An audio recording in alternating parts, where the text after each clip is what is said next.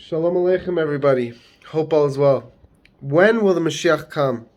The Mashiach will come when we listen to Hashem's voice, as we learned in the Gemara, when Rabbi Yoshua ben Levi, the Tzaddik from the Gemara, was visited by Eliyahu Navi, and Eliyahu Navi told him that he can ask the Mashiach himself when he will come. And the answer that the Mashiach told Yoshua ben Levi is he will come when we listen to Hashem's voice, as stated in the Torah, word by word. Im bekolo tishmau. Im bekoli tishmau. So, this is a lesson to each and every one of us. Because when we think about the coming of Mashiach, we think about it like something that's so amazing, so beyond us. Something, which it is something that's absolutely amazing, but it is not beyond us. It is not something that is out of our control. A lot of people think, when's Mashiach coming? You always say he's coming. They've been saying that for so many years. Let's always hear people say that. They've been saying it for so many years, he's coming. When people say that, it seems as if it's out of our control. But we learn from the Torah itself that it is in our power to bring Mashiach.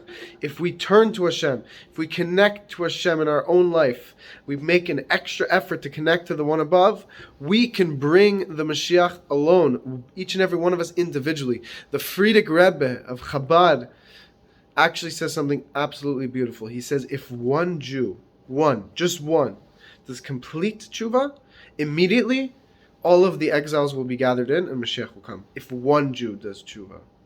That is something that is, it's a complete novelty because, to our way of thinking, because it shows us that you specifically, if you put in a bit more effort, you yourself can bring Mashiach without everyone else. Not that everyone together can bring Mashiach. No, you specifically can bring Mashiach. There's also something very beautiful described specifically in detail today in today's daily Tanya by the Alter Rebbe. The Alter Rebbe explains that all the Giluyim, all the revelations that are waiting for us in the days of Mashiach, which, by the way, the revelations in the days of Mashiach will be the highest level of divine revelation, the highest level of tainug, of pleasure, will be in the days of Mashiach, especially in the later developments of the days of Mashiach, in the Tchias HaMesim, the resurrection of the dead. The Alter Rebbe specifically describes in Tanya that all these amazing, awesome revelations that we're about to experience are dependent on our efforts right now. Meaning, in this time, right before Mashiach reveals himself, right before we enter the days of Mashiach, each and every part of our action, each individual extra effort we do to connect to Hashem will be the kli, the vessel for the revelation of the days of Mashiach. What does this mean? This means that if we study Torah now, and we do good deeds now, and we serve Hashem right now, before Mashiach arrives, then we will be able to appreciate the days of Mashiach to a much higher degree than if we don't.